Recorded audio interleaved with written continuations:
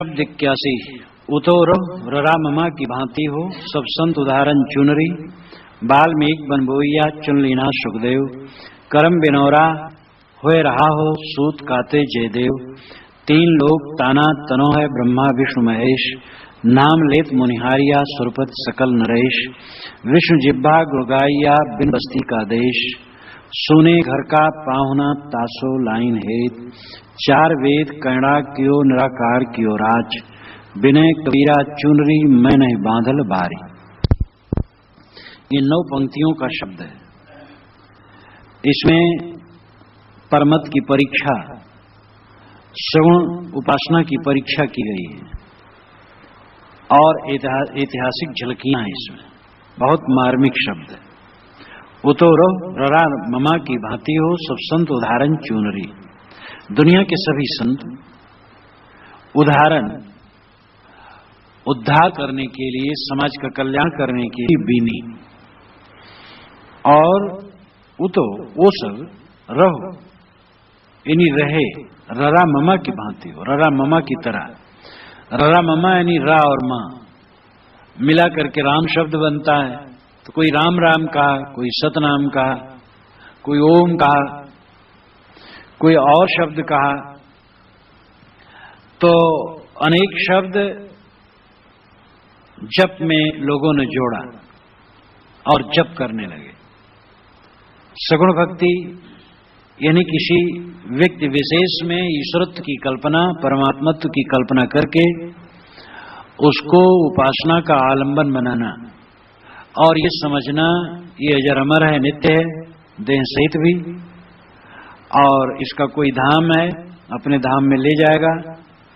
इस प्रकार बहुत भावुकता पूर्वक सगुण भक्ति चली। तो साहब कहते हैं, बड़े आदर से कहते हैं, सब संत जगत के उद्धार करने के लिए राम, सोहम, ओहम या और भी कुछ शब्द, शिव, नारायण, गोविंद और भी अनेक शब्द को लेकर के जब चलाए और भक्ति की चुनरी बिने। साहब कहते बाल्मीक बन बोइया चुन लेना सुखदेव। बाल्मीक जी ने बन बोया। बन नाम कपास, शाब्दिक अर्थ से वन का अर्थ कपास होता है। वन का अर्थ ये वन भी होता है, जंगल भी होता है। तो कोश के अनुसार वन का अर्थ कपास होता है। बाल्मीक बन बोइया, बाल्मीक जी ने कपास बोया। चुन लेना सुखदेव, और सुखदेव ने उसको चुन लिया। कर्म बिनौरा हो रहा, कर्मों का बिनौला, उसमें बीज हटा करके सूत काते जयदेव, जयदेव ने सूत काता। सामान्य हिंदू परंपरा की जो मान्यता है उसके अनुसार साहब कहते हैं वाल्मीकि रामायण आदि काव्य है और यही महाकाव्य है और ये पहले बना। और इसमें राम भक्ति तो नहीं है वाल्मीकि रामायण में। वाल्मीकि रामायण छोटी सी बनी पहले। वाल्मीकि की रचना बहुत थोड़ी है। वाल्मीकि एक ऋषि हुए जिसके विषय में बहुत प्रसिद्धि है कि ये डाकू थे और लोगों की हत्या कर देते थे, छीन लेते थे। ये इनकी प्रसिद्धि। वैसे कश्यप और आदित्य के 9वें पुत्र वरुण से पैदा हुए माने जाते हैं वाल्मीकि। इनकी माता का नाम चर्षणी, भाई का नाम भृगु कहा जाता है। वरुण का दूसरा नाम प्रचेत भी, इसीलिए वाल्मीकि को प्राचेतस भी कहा जाता है। इनके विषय में अनेक धारणाएं हैं। इनको कोई कहता है ये ब्राह्मण कुलोत्पन्न है और कोई कहता है शूद्र कुलोत्पन्न है, लेकिन ज्यादातर इनकी प्रसिद्धि शूद्र कुलोत्पन्न में है। यह हो सकता है ब्राह्मण और शूद्र दोनों कुलों में वाल्मीकि हुए हों अलग अलग, और आगे लोगों ने जैसी जैसी कल्पना की अपने अपने ढंग से लिख दिया। ज्यादातर ये माने जाते हैं कि कुलभिल खानदान में पैदा हुए थे। तुलसीदास जी ने भी लिखा है भय कोल तिरिस राव। वाल्मीकि जी कोल से महान ऋषि हो गए, राव श्रेष्ठ ऋषि हो गए। और कहीं पैदा हुए मनुष्य थे, और ये प्रसिद्धि को डाकू थे। और सप्तऋषि या नारद मिले और उनके उपदेश से जग गए और ध्यान में लग गए। और ध्यान में लगे तो ध्यान में बैठे, चारों तरफ इनके दिमकी आ गई। किसी ने देखा, अरे ये तो वाल्मीकि से ढक गए, तो इनको वाल्मीकि कहा गया। और कल्पना बहुत कर देते कि वो ऊपर से चारों तरफ से ढक गया था मिट्टी से, तब वो उसमें से निकले। इतना कैसे कोई हो जाएगा? अथवा ये होगा कि जहां वाल्मीकि का मतलब है दीमकों की बाबियां, बाबी जहां हो वहां वो वाल्मीकि। तो जहां बहुत दीमक रहते हो और वहां वाल्मीकि हो, बाबी हो उनकी, वहां ध्यान करते, इसलिए वाल्मीकि कहे गए हो जो हो। तो वाल्मीकि हुए। और ये एक दिन तमसा तट पर स्नान करने जा रहे थे, तो एक क्रौंच और क्रौंची नर्मदा काम मोहित थे। उसी समय ने एक बधिक ने बाण मार दिया था। जब बाण मारा तो इनको बहुत कष्ट हुआ और इनके मुख से एक छंद निकल पड़ा, मानसात प्रतिष्ठान तम गम शाश्वती समा यत क्रौंच मिथुना देख मवधि काम मोहितम। ऐ निषाद, तेरे को बहुत दिनों तक आत्म शांति नहीं मिलेगी। तूने क्रौंच और क्रौंची जो दोनों जोड़े थे उनमें से एक यानी क्रौंच को मार दिया, तेरे को शांति नहीं मिलेगी। और इसी करुणा के बाद उनका हृदय पिघला और काव्य के रूप में फूटा। ये बात मानी जाती है। और वाल्मीकि रामायण जो है वो छोटी सी पुस्तक रही, बहुत छोटी। शतम शब्द का प्रयोग है कि 100 श्लोकों का रहा होगा। ये ईसा के 300 वर्ष पूर्व की रचना मानी जाती है। तब तक राम को एक अच्छे मनुष्य के रूप में लिखा गया और उनके अच्छे गुण बताए गए, लेकिन कृष्ण के अवतार की कल्पना बहुत पहले हो गई थी। उसकी देखा देखी ईसा के लगभग आकर के ईसा के 100 साल पहले अन्य कवियों ने उसमें जोड़ा और राम लक्ष्मण भरत शत्रुघ्न चारों को विश्व का अंशावतार कहा और ऐसा लिखा। उसके पश्चात भी वो बनता रहा। ईसा के 200 वर्ष बाद जो एक बौद्ध ग्रंथ बना, उसमें लिखा है रामायण में 12,000 श्लोक, आजकल 24,000 है। तो ईसा के 200 वर्ष के बाद तक उसमें 12,000 ही श्लोक थे। और गुप्त काल में ईसा के 300 वर्ष के बाद महाभारत रामायण सब संपन्न हुए हैं। तो ये सैकड़ों वर्षों में महाभारत रामायण दोनों बनते रहे। महाभारत में रामायण के पात्रों का नाम है और रामायण की भी चर्चा है, लेकिन रामायण में न तो महाभारत के पात्रों की चर्चा है न महाभारत की चर्चा है। इसलिए सहज लोग समझते हैं कि रामायण पहले बनी, किंतु सांख्यायन में और पाणिनि सूत्र में भारत की चर्चा है, महाभारत की चर्चा है, लेकिन रामायण की चर्चा नहीं है। और वाल्मीकि रामायण के श्लोक पाणिनि के अनुसार है, इसलिए पाणिनि के बाद रामायण की रचना मानी जाती है। फिर रामायण की बात महाभारत में कैसे है? तो इधर काफी शोध हुआ है, शोध करके तब ये सब निर्धारित हुआ है कि जय नाम से महाभारत बना। पहले ये महाभारत में ही लिखा है, वो छोटा अंश था, उसमें रामायण की चर्चा नहीं थी। रामायण के पात्रों की चर्चा थी, क्योंकि रामायण के पात्र प्रसिद्ध थे पहले से लोकगीत में। और फिर भारत नाम आया, जय के बाद भारत, तब महाभारत बढ़ता गया। तो पीछे के जो वंश बने हैं महाभारत में, उसमें रामायण की चर्चा आई जब रामायण बन चुकी थी। अब रामायण तो ईसा के 300 वर्ष के पूर्व से लेकर के 300-400 वर्ष के बाद तक बनती रही। उसी बीच में महाभारत का विस्तार भी होता रहा, इसलिए महाभारत के पात्र और रामायण के पात्र और रामायण की चर्चा उसमें होती गई। रामायण में महाभारत इत्यादि की चर्चा नहीं की गई, जबकि रामायण का विस्तार महाभारत के विस्तार के साथ होता रहा, लेकिन उसकी चर्चा उसमें नहीं की गई। भारत बहुत व्यापी ग्रंथ है, अनेक उपाख्यान है। रामायण में पूरी रामायण राम के लिए निबद्ध है, इसलिए भी शायद महाभारत की चर्चा उसमें न की गई हो। और ये जैसे भक्ति के विषय में है, भक्ति किसकी पहले शुरू हुई, इस पर मैंने कल कृष्ण जन्माष्टमी के उपलक्ष्य में कहा था कि लोग मानते राम की भक्ति पहले शुरू हुई, वस्तुतः कृष्ण की भक्ति पहले शुरू हुई। कृष्ण पहले परमात्मा माने गए, ईसा के 400-500 वर्ष पूर्व कृष्ण परमात्मा मान लिए गए थे, और ईसा के 400 वर्ष पूर्व गीता बनी, उसमें कृष्ण का पूर्ण परमात्मा रूप है। और मैंने बताया था कि अंश के पुत्र सत्तत, और सत्तत एक प्रतापवान राजा हुए जो नारायणी भक्ति चलाए, और वो भक्ति पूरे भारत में व्याप्त हुई, और उसका प्रभाव राम कथा पर पड़ने लगा।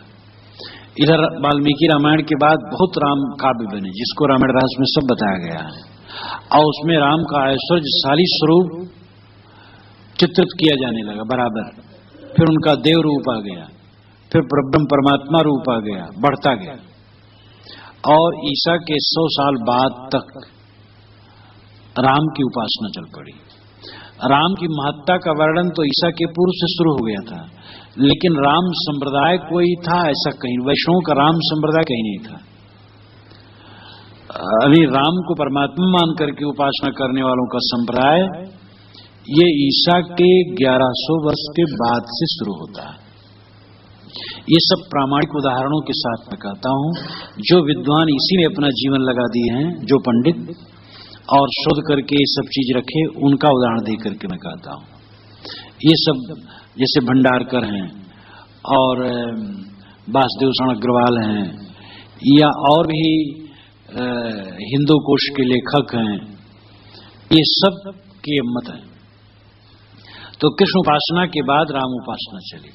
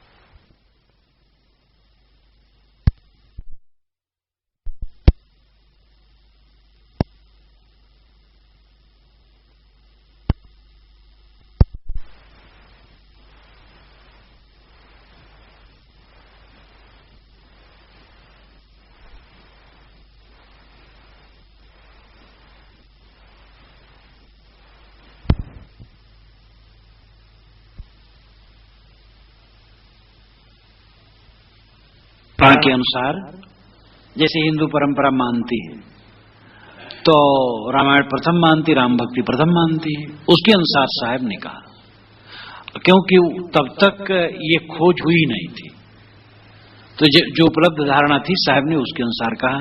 अब इधर सब खोज बढ़ रही, बहुत चीज खोज, जैसे जफरी, तुरफरी, जमेना, मदेरू, आलगी, बिलगी, ये ऋग्वेद के मंत्रों में शब्द आते हैं, इसका ठीक से अर्थ साणाचार्य भी नहीं कर पाए। साणाचार्य वेदों के महान भाष्यकार आज से 700 वर्ष पूर्व हुए हैं, सर्वांग भाष्य उन्हीं का है, लेकिन वे भी ठीक से नहीं कर पाए।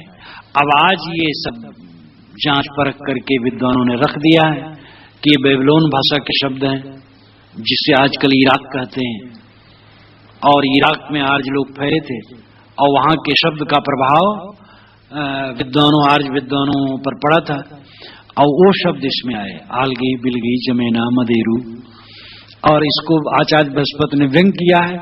त्रैवेद से कर्तारो भंड धूर्त निशाचरा जरफरी तुरफरी इत्यादि पंडिता नाम वच स्मृतम, तीनों वेद के रचयिता भांड, धूर्त और निशाचर थे।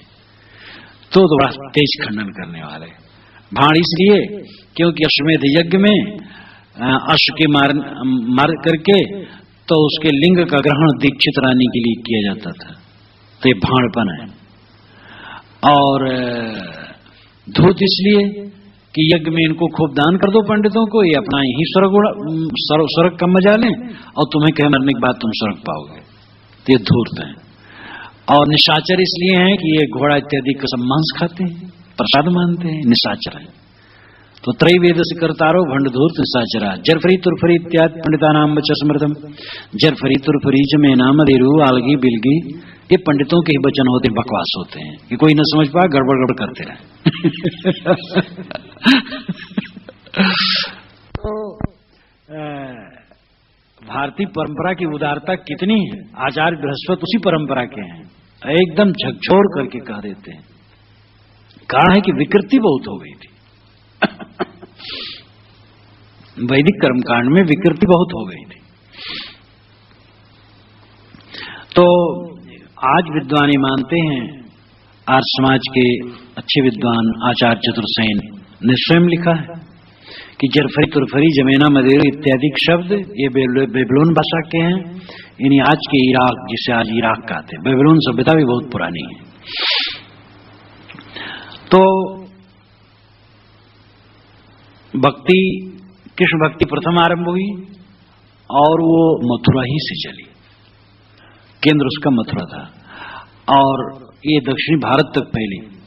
फिर उधर कुछ आचार्य ईसा के 11वीं शताब्दी में हुए, 11वीं 12वीं में, और वह राम भक्ति चलाए, और राम भक्ति चली तो राम भक्ति उधर से फिर लौटी और उत्तरी भारत में छा गई। वाल्मीकि श्रीमद् भागवत में महात्म्य ये कहा गया कि वृंदावन में एक युवती बैठी है और दो बूढ़े लेटे हैं जिनकी सांस भर चलती है। तो नारद पहुंचते, कहते तुम कौन हो, ये कौन है? तो कहती मैं मां हूं, ये दोनों मेरे बच्चे हैं। कहे ये बूढ़े बूढ़े हैं और तुम जवान हो कैसे? कहे मैं भक्ति, ये दोनों ज्ञान वैराग के। हमारा जन्म द्रविड़ में, तमिलनाडु में, और वहां से चली तो कर्नाटक में बढ़ी और पुष्ट हुई, और महाराष्ट्र में भी स्वागत हुआ, लेकिन गुजरात में आई तो अंगभंग हो गई, क्योंकि गुजरात में बहुत पाखंडी है। जब मैं वृंदावन में आई तो युवती हो गई, अनुकूल वातावरण मिला, लेकिन हमारे लड़कों को यहां भी अनुकूल वातावरण नहीं, इसलिए बूढ़े हैं। आज भी वृंदावन में मुक्त परी बिलरात है, वृंदावन की खोरी। वृंदावन में मुक्ति कौन पूछता, ज्ञान वैराग कौन पूछता? हम नाचने वाले हैं वहां भक्ति के नाम पर। तो श्रीमद् भागवत में कथा आई, कवि साहिब साखी में बात आई कि भक्ति द्रवणी उपजी लाए रामानंद, प्रगट करी कबीर ने 7 दीप 9 खंड। तो ये भी ये आधुनिक स्थिति से कहा जाता है कि भक्ति द्रवण में पैदा हुई, लेकिन प्राचीन विचार करके देखा जाए तो भक्ति मथुरा में पैदा हुई। वैसे भक्ति तो मनुष्य के हृदय में पैदा है और सब समय पूरी दुनिया में है, लेकिन ऐतिहासिक अध्ययन जो परंपरा के अनुसार उसके लिए कहा जाता है। भक्त वैदिक साहित्य में भक्त शब्द संभवतः पहली बार श्वेताश्वतर उपनिषद में आया। यस देवे परा भक्तिर यथा देवे तथा गुरु, अर्थात जैसे देव में परम भक्ति होती है वैसे गुरु में होती है।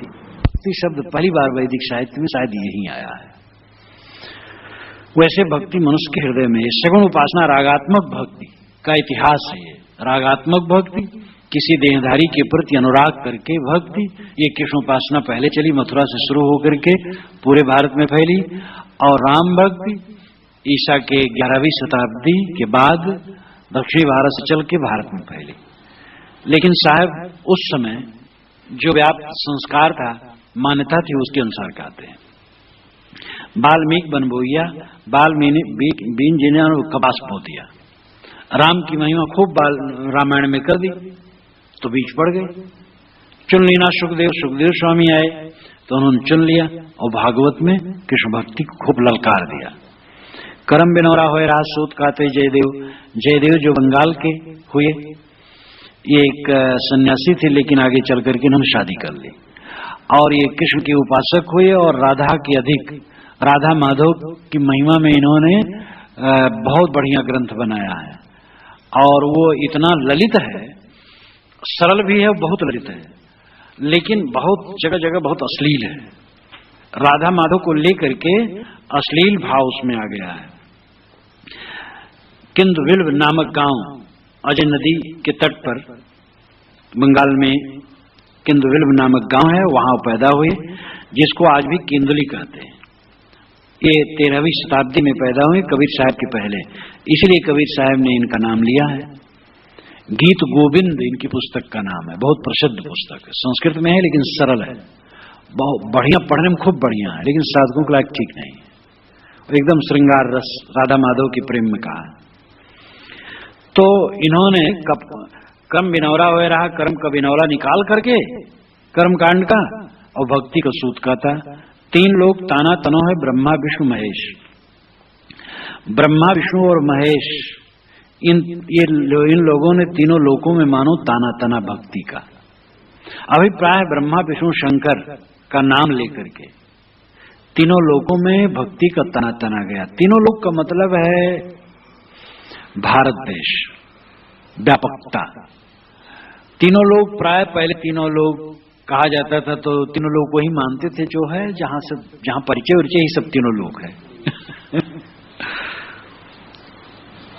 मतलब है कि जहां तक वो भक्ति की व्यापकता हो, सब तरफ ब्रह्मा विष्णु शंकर के नाम के आधार पर सगुण उपासना चली, जिसमें ब्रह्मा का तो खारिज कर दिया, ब्रह्मा को खारिज कर दिया गया। विष्णु और शिव ही 2 मुख्य रहे। ब्रह्मा विष्णु शंकर माना जा सकता है सतरजतम। सतरजतम ये तीनों गुणों वाली मुख्य की जो व्यापकता है चारों तरफ, इनमें भक्ति फैली। ब्रह्मा विष्णु शंकर के नाम पर भक्ति फैली, जिसमें ब्रह्मा का नाम महत्व तो पहले था, आगे ब्रह्मा का महत्व न रहा, विष्णु और महेश का महत्व रहा। और जितनी भी भक्ति फैली ये दोनों केंद्र रहे। जितने भी भगवान हैं या तो शिव के अवतार हैं या तो विष्णु के अवतार हैं। राम कृष्ण विष्णु के अवतार हैं, और भी कुछ हैं वो शिव के अवतार है। शंकराचार्य जी शिव के अवतार माने जाते हैं। शिव स्वयं भी एक पूर्ण रूप है। विष्णु और शिव आज पर्यंत सगुण रूप में माने जाते हैं कि वो देहधारी हैं, और जब चाहे देह बना ले छोड़ दें, उनका देह अजर अमर है। उसी की देखा देखी कबीरपंथियों ने भी कहा कि कबीर साहब का देह अजर अमर है, वो जैसे चाहे जब प्रकट हो जाए। ये तो देखा देखी प्रभाव बहुत पड़ता है। दूसरे लोग बढ़ रहे हैं, हम क्यों ना बढ़े? बस ये होड़ा होड़ी चल रही, होड़ पड़ जाती है। तो ज्यादातर विष्णु और महेश को आधार बिंदु बना करके रागात्मक भक्ति या सगुण भक्ति चली। नाम लेत मुनिहारिया सुरपत सकल नरेश। साहब कहते हैं सुरपत नामेंद्र और सकल नरेश, सारे राजा भी ना और मुनिजन भी उसका नाम लेते लेते हार गए, लेकिन पाए नहीं गए।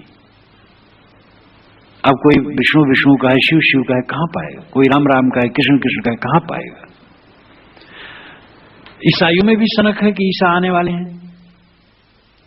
गोवा में एक पादरी ने तो हल्ला कर दिया कि अमुक तारीख को ईसा ट्रेन से उतर रहे हैं अमुक प्लेटफार्म पर। खूब हल्ला हो गया, और वहां बड़े बड़े पादरी सब स्वागत में आए, भक्त समाज आया स्टेशन पर। कौन आए? 2000 वर्ष के मरे समाप्त हो गया, वो कब आने वाला है? लेकिन भक्ति एक अलग पागल खाना का घेरा है। अगर विवेक न हो तो भक्ति पागल खाना बन जाती है। विवेक न हो तो ज्ञान भी पागल खाना बन जाता है। ज्ञानियों ने कहा कि ज्ञान हो जाए मैं अमर आत्मा हूं, फिर इंद्रियां कुछ करें कोई हर्ज नहीं। ये पागल खाने तो है। तो आज भी कबीर साहब के दर्शन आज भी करने वाले हैं। एक भक्त मुझे ले गए अपने घर, कलकत्ता वाले। कलकत्ता में एक भक्त थे, तो हमें जब ले गए तो कहे साहब कबीर साहब के हमने साक्षात दर्शन किया है। मैंने कहा मैं तो आप एक दर्शन पाके कृतार्थ हूं, क्योंकि आप कबीर साहब को देखे हैं, मुझे ऐसा नहीं कबीर साहब मिले। एक जज आए थे यहाँ, जो बड़े जज थे, मिलने एक बार। वो कहे कबीर साहब को आप ऐसे मिल सकते हैं, आपको ऐसे कबीर साहब मिल सकते जैसे हम लोग बैठे हैं। अब वो जज और प्रतिष्ठित जज, तो क्या कहा जाए? ये सनक बहुत लोगों को है, क्योंकि ग्रंथों में लिखा है तो झूठ कैसे होगा? और बड़े बड़े पुरुषों के नाम पर वो झूठ कैसे होगा? झूठ तो धर्म में क्या पूछना। वकालत में, व्यापार में, राजनीति में जितना झूठ चलता उससे ज्यादा झूठ धर्म में चलता है। और दूसरी जगह को झूठ निंदनीय होता है, धर्म का झूठ प्रशंसनीय होता है। जितना झूठ कहो उतनी फूल माला पाओगे, उतनी महिमा पाओगे, उतना रुपया चढ़ेगा, उतनी भीड़ बढ़ेगी। जितना झूठ धर्म में कह ले जाए उतना वीर है, महाधार्मिक है। कबीर साहब ने इस पक्ष को बिल्कुल खंडित किया, कहा बहुत गलत बात है। धार्मिक लोग ही पाखंड में फंसे रहेंगे तो समाज को प्रकाश क्या देंगे। इसीलिए बीजक में साहब नाम ले लेकर के कहे कि वो मर गए, वो मर गए, वो मर गए, वो मर गए, नाम ले लेके कहे। सबका डरे वरे कुछ नहीं, सबका डरना तो जानते ही नहीं थे। और सचमुच में देह धरा सो मरा। कौन मुआ को पंडित जना, और कौन नहीं मरा? जो देह धरा वो मरा, तो देह आने वाली है। तो साहब कहते हैं कि मुनिजन, सुरपति इंद्र, सारे नरेश, ये बड़े बड़े नाम लेते, साधारण की कौन का है। ये सब नाम लेते लेते थक गए, जिब्बा परिको रोज घट्टा पड़ गई, कोई मिला बोला नहीं। विष्णु जिब्बा गुण गाइया बिन बस्ती का देश, सुने घर का पाहुना तासो लाइन है। और खूब साफ साफ कर देते। विष्णु जिब्बा गुण गाइया, विष्णु ने अपने जीव से गुण गाया भक्ति का। अभिप्राय है लेखकों ने विष्णु के मुख से गवाया, अथवा विष्णु को केंद्र में रख करके लोग भक्ति का प्रचार किए और बिना बस्ती का देश बताया। ऐसा देश जहां बस्ती नहीं है तो कैसा देश हो, सुनसान, बेदरो दीवार का एक घर बनाना चाहिए। ऐसा घर बनाना चाहिए जिसमें दर और दीवार ना हो, दर नाम दरवाजा, दीवार नाम दीवार। और वहां चल के रहना चाहिए जहां हम सकुन कोई न हो, हम जवाब कोई न हो, हमारी भाषा कोई न जाने, हम दूसरे की भाषा न जाने। तो वैरागवानों ने कहा है छोड़ो झंझट, चलो सुनसान में रहो और कोई हमें न जाने, हम किसी को न जाने। बड़ी झंझट है, लोग राग द्वेष कर दे। लेकिन इस पिनक से भी काम चलने वाला नहीं। कोई बड़ा प्रौढ़ होगा तो ऐसी कठिनतम निपट लेगा, नहीं तो बह जाएगा। साधक का कल्याण साध समाज में है। थोड़ा सह लेना बड़ा सुखद है, बाहर तो और भी सहना पड़ेगा। सिर झुका करके संतों के चरण में पड़े रहो, कल्याण है। तो सुने घर का पाहुना तासो लाइन हेत, विश्व जिब्बा गुड़गाइया बिन बस्ती का देश। ये स्वर्ग और क्या, साकेत लोग, गोलोक, सतलोक, शिवलोक, ब्रह्मलोक, ये सब बिना बस्ती का देश है। सब घोर काल्पनिक, कहीं कुछ नहीं। चंद्रलोक स्वर्ग माने थे और वहां लौट आए सब वैज्ञानिक। तो एक बार कल्याण में छपा, करपात्री जी महाराज उस समय लिखे कि अब ये तो नहीं कहा जा सकता वैज्ञानिक वहां नहीं गए तो मानना पड़ेगा। लेकिन वे दिव्य भोग और देवताओं को क्यों नहीं देखे? तो उनको श्रद्धा नहीं थी, इसलिए नहीं देखे। अब देखो शिव जी काशी में रहते हैं, लेकिन कहां दर्शन होता है? श्रद्धा जिसको हो उनको दर्शन होता है। उनसे उस समय पूछना चाहिए था, महाराज आप तो काशी में रहते हैं, आपका आश्रम भी है, शिव जी से मुलाकात होती है? वो तो श्रद्धावान थे, तपस्वी थे, और सच बोलते तो क्या कहते? तो ऐसे ऐसे पुरुष भी क्या कह देते, वो पदा डालने के चक्कर में पड़ जाते हैं। तो ये जितने लोक लोकांतर स्वर्ग इत्यादि माने हैं सब ऐसे हैं। तो बिना बस्ती का देश कि लोग कल्पना किए स्वर्ग इत्यादि। सोने घर का पाहुना तासो लाइन है। साहब कहते हैं सोने घर का पाहुना जाए सोने घर में पहुंना क्या पाएगा? नमस्कार भी कोई करने वाला नहीं होगा, पानी दाना तो दूर। तो ये स्वर्ग वर्ग में जाओगे कहां क्या मिलेगा? सोने घर का पहुना बनोगे। तासो लाइन है, और उसी सोने घर से तुम प्रेम लगाए। एक अर्थ होगा सोने घर का जो पहुना है उससे प्रेम लगाए, ये अर्थ नहीं। सोने घर का पाहुना, तुम सोने घर का पाहुना बन रहे हो, जहां कुछ नहीं वहां दौड़े जा रहे हो, उसकी कल्पना कर रहे हो और उसी से तुम प्रेम लगा रहे हो। चार वेद कैणा की और निराकार की और आज बिने कबीरा चुनरी मैंने बादल बारी। चार वेद को कैणा बनाया। कैणा कहते हैं नापने के साधन को, औजार, वह यंत्र जिससे नक्शा खींचा जाता है। एक मापदंड कैणा है, उसको चार वेद है। और निराकार की और आज निराकार ईश्वर परमात्मा, और सगुण परमात्मा को भी निराकार कहा जाता है। शिव और विष्णु को भी निराकार कहा गया है। निराकार शब्द में, ये शब्दकोश के अनुसार एक निराकार ईश्वर है। निराकार निर्गुण नहीं होता, इसको समय से बताया जाएगा, अभी समय नहीं। तो निराकार और विष्णु और शिव साकार है, लेकिन उनको भी निराकार शब्द से कहा जाता है। निराकार की और राज, राज कहते हैं उस साधन को जो कपड़ा बुनते समय आधे सूत को नीचे आधे ऊपर करता रहता है। तो कहने मतलब है कि जो कपड़ा बुनने में जो सहायक है, निराकार की ओर आज। बिने कबीरा चुनरी, कबीरा यहाँ उपासक लोगों के लिए साहब कहते हैं, वे चुनरी बिनते हैं। तो वहां कबीर साहब कहते हैं कि भक्त लोग भक्ति की चुनरी बिनते हैं। मैं नहीं बांधल बारी, साहब कहते हैं मैं नहीं बांधल बारी। बार नाम बंधन, हाथी बांधने की जंजीर को बारी कहते हैं, और हाथी फंसाने के गड्ढे को भी, फंदा को भी, जहां हाथी बांधा जाता है उस जगह को भी, मतलब अर्थ है बारी का बंधन।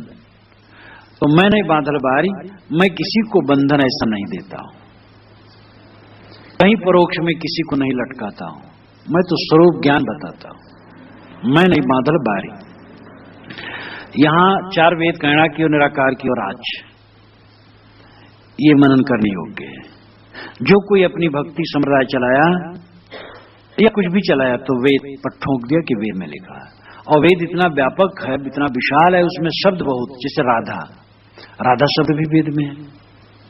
अब वो राधा, इस राधा से कोई मतलब नहीं, महाभारत में राधा नहीं, श्रीमद् भागवत में राधा नहीं, अब वो राधा वेद में कैसे हो जाएगा?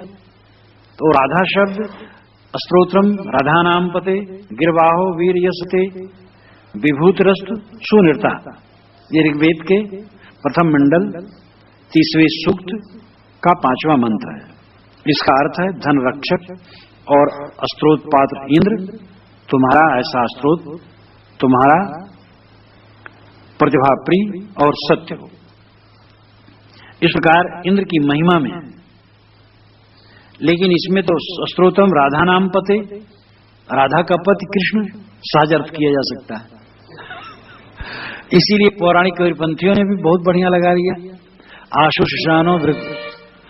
शुशानो वृखवो न भीमो घना घनस छोड़स चर्षणी नाम शंक्रंदनो अनमिक एक वीर शतम सेना जेत शाक मेन्द्र, ये ऋग्वेद का मंत्र है। तो एक वीर, एक वीर, एक वीर, एक नाम द्वितीय वीर नाम योद्धा, इंद्र एक वीर है, द्वितीय वीर है, और उसमें एक वीर कर लिया गया, वीर को वीर कबीर, एक वीर अय कबीर, तुम महान हो। ईशावास्यम इदम सर्वम यत्किंच जगत्याम जगत, शुक्ल यजुर्वेद के 40वें अध्याय का पहला मंत्र है। ईसाइयों ने कहा देखो ईसा की महिमा वेदों में, ईशावास्यम इदम सर्वम, ये सब में ईसा ढक, ईसा मसीह, और ईसा मसीह के जीवन काल से कम 2-3 हजार वर्ष पूर्व यह मंत्र बना हुआ है। तो जिनको देखो हमारा मत वेद सम्मत है, वेद भारतीय परंपरा का मूल ग्रंथ है। तो सब चार वेद कहना क्यों? साहब कहते चारों वेदों को सब कहना बनाए हैं, अपना नक्शा ठीक करने के लिए वो यंत्र बनाए हैं, बस उसकी मोहर लगा दो, सब काम ठीक है।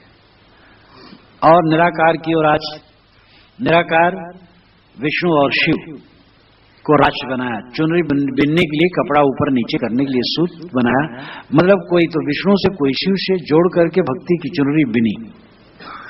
साहब कहते मैं नहीं बांधल बारी, मैं ऐसे बाहर में बंधन में किसी को नहीं बांधता। बादल भी भोजपुरी भाषा का पुट है, साहब की वाणी में खूब भोजपुरी है, और इसीलिए गुरु ग्रंथ साहिब इत्यादि में जो है वो सब पंजाबी बने। आखड़िया झाई पड़ी पंथ निहार निहारी, जीभड़ियां छाला पड़ी नाम पुकार पुकारी, ये जीभड़ियां आखड़ियां पंजाबीपन। अगर साहब ने कहा होगा तो व्यंग में कहा हो सकता है कि कह दिया हो व्यंग में। तो उनकी मूल वाणी, जो उनकी बोलने की वाणी थी, प्राय वो भोजपुरी की लटका में थी, और वो उदार सुंदर थे, हर जगह की भाषा ले लेते थे। और ये पूरे बीज में मैं नहीं बांधल बारी, मैं बारी में बंधन में किसी को नहीं बांधता हूं, इस प्रकार प्रपंच नहीं करता हूं। मैं तो समझाता हूं जो तू चाहे मुझको छाड़ सकल की आस, मुझे ऐसा भरोसा सुख तेरे पास। तो इस प्रकार सदगुरु कबीर इस पद में, इस शब्द में परोक्ष भक्त रूपी चुनरी का चित्रण करते हैं, जिसके आलंबन राम और कृष्ण आए और उसकी भी शुरुआत में शिव और विष्णु, यानी विष्णु रामकृष्ण के मूल में विष्णु है। वैसे रामकृष्ण वाले विष्णु को नहीं मानते, वो तो सीधे परब्रह्म है, विष्णु से क्या मतलब है।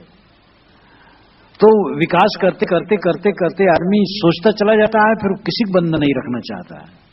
वो कहता हमारे गुरु बस सीधे वही हैं या हमारे इष्ट सीधे वही हैं। अब ऐसा क्यों न समझ लो तुम ही वही सीधे हो तो बढ़िया हो जाए। ये जगत रचयिता खोजने के पहले ये सोच लो कि जगत अपने गुणधर्मों से नित्य है, तो रचयिता की जरूरत नहीं पड़े, और जगत देखो रोज है ये है। ऐसे परमात्मा के चक्कर को छोड़ करके आत्मा को समझ लो कि यही परमात्मा, शुद्ध आत्मा ही परमात्मा है, तो सब प्रपंच ही खत्म हो जाए। इसीलिए बोधवानों ने सब समय में ऐसा कहा, कपिल ने कहा, कणाद ने कहा और पतंजल ने भी कहा। भले उसमें ईश्वर का नाम ले लिया साधना के लिए, लेकिन ईश्वर को पाने की जरूरत उसमें नहीं है, उसमें तो असंप्रज्ञात समाधि पाना है। एक जगह कह दिया ईश्वर प्रधानत्व, ईश्वर की शरणागत से भी मन निग्रह होता है, लेकिन उसको पाना होना नहीं है। चित्त निवृत्त कर देना और तदा दृष्टु स्वरूपे अवस्थानम, निस्वरूप में स्थित होना है।